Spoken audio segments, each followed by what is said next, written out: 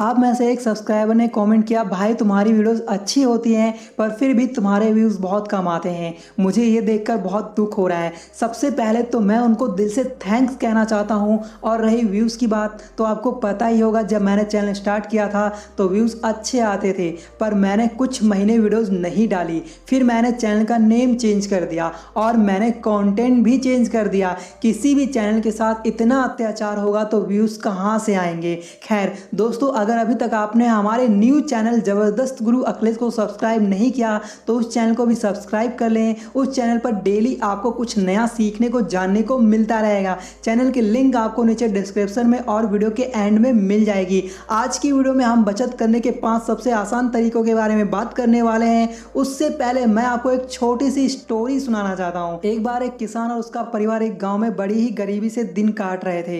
एक ही कपड़ों में उन्हें महीनों गुजर जाते थे। किसी दिन घर में खाना बनता तो किसी दिन भूखे ही सो जाते। हालात उनके बहुत बुरे थे। तब उस किसान ने कुछ पैसों का जुगाड़ करके भैंस लाने के बारे में सोचा और वो एक भैंस ले आता है। किसान ने वो भैंस ये सोचकर खरीदी थी कि उस भैंस के दूध का इस्तेमाल घर खर्च में करेगा और खाने पीने के बाद जो दूध बच जाएगा उसे बेच देगा। पर जितना सोचा था उस किसान ने, उससे ज़्यादा ही दूध वो भैंस देती थी। उसके घर में दूध दही की अब कोई कमी नहीं थी। इसके बावजूद काफ़ी ज़्यादा दूध बेचा जा रहा था, जिससे उस किसान को अच्छी आमदनी होने लगी थी। उस किसान ने अपने बच्चों को एक महंगे स्कूल में पढ़ाना शुरू कर दिया। इतना ही नहीं, उस किसान ने दूध बेचकर अपने घर की मरम्मत भी करवा ली और घर के बहुत सारे जरूरी सामान भी खरीद लिए। एक बार वो दूध बेचकर पास के ही गांव से लौट रहा था, तब उसके एक दोस्त ने कहा, आजकल तो तुम बड़े ही टिप टॉप रहते हो, कोई खजाना वजाना हाथ लग गया है क्या? उस किसान ने कहा, ये सब मेरी भैंस का कमाल है। उसके दोस्त ने कहा, तुम बड़े ही किस्मत वाले हो, वरना आजकल ऐसा दूध देने वाला जानवर कहाँ मिलता है। तुम्हारी तो किस्मत ही चमक गई। ऐसा बोलकर वो वहां से चला जाता है। उसी टाइम धान की रोपाई की जा रही होती है, पर उस किसान ने अपने खेतों में चारा बोया था। गांव वालों ने पूछा, तुम धान की फसल क्यों नहीं लगा रहे हो? तब किसान ने कहा, मेरी भैंस ने मुझे इतना कुछ दिया है, मुझे भी उसके लिए कुछ करना चाहिए। देखते ही देखते 10 महीने गुजर गए। किसान की ठाट बाट वैसे ही बरकरार थी। एक टाइम था जब वो किसान कपड़े सिलकर पहनता था। अब तो कपड़ों के रंग उतरने से पहले ही वो कपड़े बदल दिया करता था। पर अचानक से भैंस ने दूध देना कम कर दिया। ये देखकर किसान चौंक जाता है। शादी का सीजन चल रहा था, इतना कम दूध ले जाने से दुकानदार भी उससे नाराज हो जाते हैं। तब वो किसान कहता है, मैं कल ठीक ठाक दूध लेकर आऊंगा। लेकिन अगले दिन भैंस ने पहले से भी कम दूध दिया। अब या तो ये दूध अपने बच्चों को खाने के लिए दे या फिर बाजार लेके जाए। तब वो दूध बेचने का फैसला करता है। दूध कम देने की वजह से किसान के पास एक भी फूटी कौड़ी नहीं बची थी। साथ ही बच्चों के स्कूल की फीस भी भरनी बाकी थी। धीरे धीरे भैंस ने दूध देना ही बंद कर दिया। ये देखकर किसान अपना सर पकड़ लेता है, क्योंकि भैंस के आने के बाद उसकी जिंदगी बदल गई थी। पहले तो उसकी लाइफ ऐसो आराम से गुजर रही थी, पर भैंस के दूध ना देने से उस पर बहुत सारी मुसीबतें टूट पड़ी थी। इस बार तो उसने धान की खेती भी नहीं की थी। उसके घर में खाने को भी सब खत्म हो गया था। तभी गांव के मास्टर वहां आते हैं और उसकी हालत देखकर कहते हैं, लगता है तुमने कभी चींटियों को गौर से नहीं देखा। वो गर्मियों के टाइम पर लगातार काम करती हैं ताकि ठंड में उन्हें भोजन के लिए भटकना ना पड़े। यदि तुमने अपने अच्छे दिनों में पैसे बचाए होते तो तुम्हें आज ये दिन नहीं देखने पड़ते। इस कहानी से हमें ये सीख मिलती है, समय हमेशा एक जैसा नहीं होता, इसलिए अपने अच्छे दिनों में भी सिंपल रहकर आने वाले दिनों के लिए तैयार रहना चाहिए। बचत करने के लिए टिप नंबर 1 है, आखिर क्यों है बचत बढ़ाने की ज़रूरत? कोरोना की इस महामारी ने अर्थव्यवस्था को काफ़ी नुकसान पहुंचाया है। इसका परिणाम हम सब देख ही रहे हैं। लोगों की आर्थिक स्थिति पर भी इसने बहुत असर डाला है। इस संकट में कई लोगों की नौकरी चली गई है, तो वहीं बहुत सारे लोगों की सैलरी में कटौती का सामना करना पड़ रहा है। ऐसे में ज़रूरी है कि खर्च को काबू में रखने के साथ बचत को बढ़ाया जाए। इस टाइम पर जब मैं ये कहता हूँ बचत को बढ़ाना है, सेविंग करनी है, तो पता नहीं क्यों मुझे अंदर से ही अच्छा फील नहीं होता। आखिर कोई कैसे इस महंगाई में अपनी बचत बढ़ाए? यहाँ डेली के खर्चों में ही सैलरी खत्म हो जाती है, पता ही नहीं चलता, तो बचत कहाँ से करें? पर हालात कुछ भी हो, हमें हार नहीं माननी है। इस हालातों में भी हमें बचत करने के कुछ ना कुछ उपाय सोचने ही हैं, क्योंकि आज तो रिफाइंड ऑयल 150 रुपये लीटर ही है, कल को और भी महंगा हो सकता है। इसलिए हमें अपनी बचत को बचाने की बहुत ज़रूरत है। आप में से जिन लोगों पर फैमिली की पूरी जिम्मेदारी होगी उन्हें ही पता होगा कि कैसे वो अपना एक एक दिन ये सोचकर निकाल रहे होंगे शायद आने वाले कल में हालात कुछ अच्छे हो जाएं। पर जो भी हो, हमें हर कंडीशन से लड़ना है और उस लड़ाई को सिर्फ बचत करके ही जीता जा सकता है।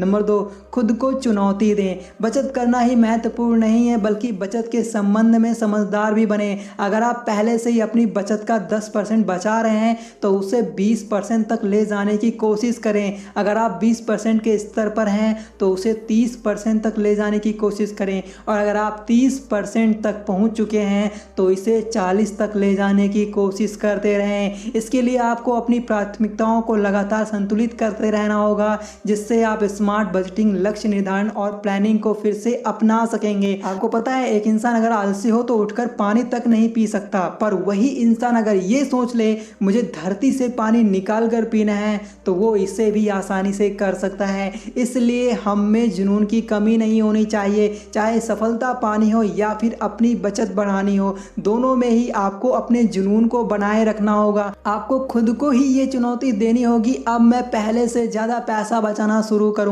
चाहे जो हो मैं अपने आप पर कंट्रोल रखूंगा। 100 रुपए चाट चाउमीन पर नहीं बल्कि वही 100 रुपए अपने बचत खाते पर जमा करूंगा जिससे मेरे अकाउंट का बैलेंस इंक्रीज होगा। जब बैंक में बैलेंस इंक्रीज होगा आपका कॉन्फिडेंस भी इंक्रीज होगा और जब आप में कॉन्फिडेंस ज़्यादा होगा तो आप हर काम को आसानी से कर लोगे, फिर चाहे पैसा कमाना हो या पैसा बचाना हो। नंबर 3, बचत खाते के अलावा अन्य बातों पर विचार करें। आपके बचत खाते में बहुत कम पैसा होना भी एक समस्या ही है और बहुत पैसे होना भी। अगर आपके पास बचत और खर्च करने के बाद बहुत ही कम राशि शेष रहती है तो आप अपनी बचत को खर्च करने पर मजबूर हो सकते हैं। अगर आपके पास बहुत अधिक पैसा शेष है तो इसका मतलब यह हो सकता है कि आप पर्याप्त बचत नहीं कर रहे हैं। आवश्यकता से अधिक पैसे की बचत करने के लिए स्वीप एंड फिक्स्ड डिपॉजिट का उपयोग करें और अधिक रिटर्न पाएं। अपनी बचतों को प्रोविडेंट फंड में जमा कराएं। सिस्टमैटिक निवेश योजना की शुरुआत करें। अधिक रिटर्न अर्जित करने के आपके पास विकल्प अनेक हैं क्योंकि हमारे दिमाग में सिर्फ यही होगा कि मुझे बचत करनी है, मुझे बचत करनी है। तो ऐसे में आप सिर्फ पैसा बचाने के बारे में ही सोच पाओगे, उससे आगे आप सोचना बंद कर दोगे। तो ऐसा ना हो उसके लिए आपको बचत के अलावा भी और बातों पर भी विचार करना चाहिए ताकि उस बचत को आप सही से इस्तेमाल कर सको। मान लीजिए आपके बैंक खाते में 10 लाख रुपए पड़े हैं और आपको हाईवे पर एक जमीन के बारे में पता चलता है जो बिकाऊ है और उसकी कीमत 10 लाख रुपए है। तो ऐसे में समझदारी यही है कि आपको अच्छे से जांच पड़ताल करके उस जमीन को खरीद लेना चाहिए क्योंकि जमीनों के दाम हमेशा बढ़ते हैं पर बैंक में पड़ा पैसा उतना का उतना ही रहता है। नंबर 4, ब्याज लागत को घटाएं। जैसे किराए के मकान में रहने वालों के लिए किराया बड़ा खर्च होता है, वैसे ही अपने घर में रहने वालों के लिए भारी भरकम हाउसिंग लोन की EMI बड़ा खर्च है। वहीं कार, एजुकेशन, पर्सनल लोन इत्यादि जैसे खर्च भी ब्याज का बोझ बढ़ाते हैं। आपका पहला कदम सभी महंगे लोनों को साफ करने का होना चाहिए। इसके लिए घर की तिजोरी में बंद पड़े सोने का भी इस्तेमाल किया जा सकता है। गोल्ड लोन की ब्याज दरें अमूमन पर्सनल लोन, कार लोन इत्यादि से कम होती हैं। इससे महंगे कर्जों को उतारा जा सकता है। ब्याज को मैं कैंसर समझता हूं जो बढ़ता ही जाता है। अगर इसे सही टाइम पर खत्म ना किया जाए तो ये आगे चलकर हमारे लिए मुसीबत बन जाता है। बहुत सारे केस में तो मान लीजिए किसी ने 15% ब्याज पर किसी से पैसा उधार लिया है तो धीरे धीरे ब्याज मूलधन से भी ज्यादा हो जाता है जो दिन प्रतिदिन बढ़ता रहता है। ऐसा आपके साथ ना हो उसके लिए ब्याज लागत को घटाने के बारे में सोचना चाहिए ताकि आप जल्दी से जल्दी अपने ब्याज वाले पैसों को चुका सको। नंबर 5, किराए पर अंकुश लगाएं। किराए पर जो लोग रहते हैं उनके लिए कॉस्ट घटाने के 2 तरीके हैं। इनमें सबसे आसान दूसरे घर में शिफ्ट कर जाने का है। निवेश सलाहकार हर्ष रुंगटा कहते हैं कि ज़्यादातर लोग इन दिनों घर से काम कर रहे हैं। यह ट्रेंड आगे भी बने रहने की उम्मीद है। ऐसे में ऑफिस के करीब स्थित महंगे घर से कुछ दूरी पर सस्ता घर लिया जा सकता है। दूर दराज के इलाकों में कम पैसे में ज़्यादा अच्छा घर मिल जाता है। दूसरा विकल्प मकान मालिक से किराया घटाने के लिए कहना, उनसे कहा जा सकता है कि अस्थायी रूप से ही सही लेकिन किराए में राहत दी जाए। अगर आपके मकान मालिक के साथ अच्छे संबंध हैं तो निश्चित ही इस विकल्प के बारे में सोचा जा सकता है, क्योंकि बहुत सारे मकान मालिक पहले के किराएदार से जिस घर के 5,000 रुपए लेते थे उसी घर के आपसे 8,000 रुपए मांग रहे हैं। तो ऐसे में आप उनसे बात करिए कि वो पैसे कम कर लें, हो सकता है वो आपकी बात मान जाए। दोस्तों, अगर वीडियो अच्छा लगा हो तो वीडियो को लाइक करो, चैनल को सब्सक्राइब करो और ये वीडियो अपने दोस्तों के साथ जरूर शेयर करो और हो सके तो हमारे न्यूज़ चैनल को सब्सक्राइब कर लो, लिंक आपको डिस्क्रिप्शन में मिल जाएगी। Take care.